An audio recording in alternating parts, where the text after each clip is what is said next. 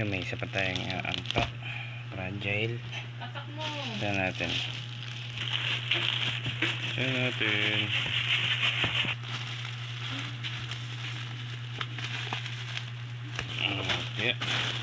Ito natin. Alright.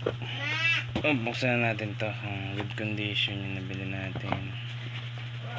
Let me see. Wow. This LCD na binili natin. LCD ulit.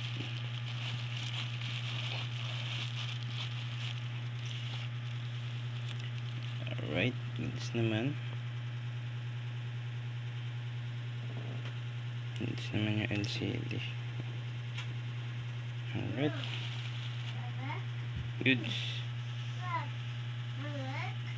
Ayun nga, hindi gumana ang ating screen na LCD.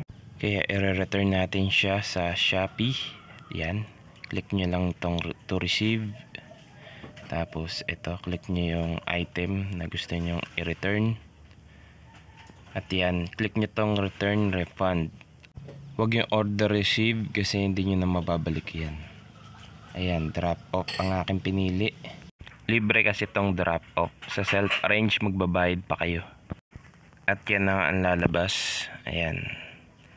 Tapos ito na yung inyong return label. Pwede nyo hindi i-print. Yung ngayong araw babalik natin tong parcel sa GNT. Sira LCD to. Ito yung return label nya. Ito yung pinaprint ko na. Yan. Nabiyahe tayo mamaya. Hassle. Layo pa naman ang ano dito. GNT. Balik natin ito.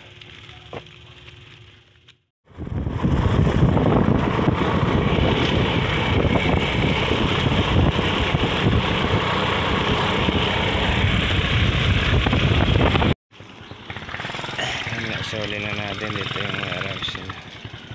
Isoli na natin yung parcel. Check natin yung Shopee kung na-isoli na. Tingnan natin.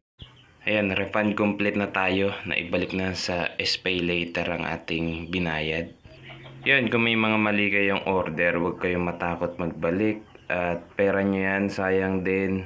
Kung may malapit naman na JNT, libre naman. Yun, 2 to 3 days lang ay naibalik na sa akin yung binayad ko. At yun.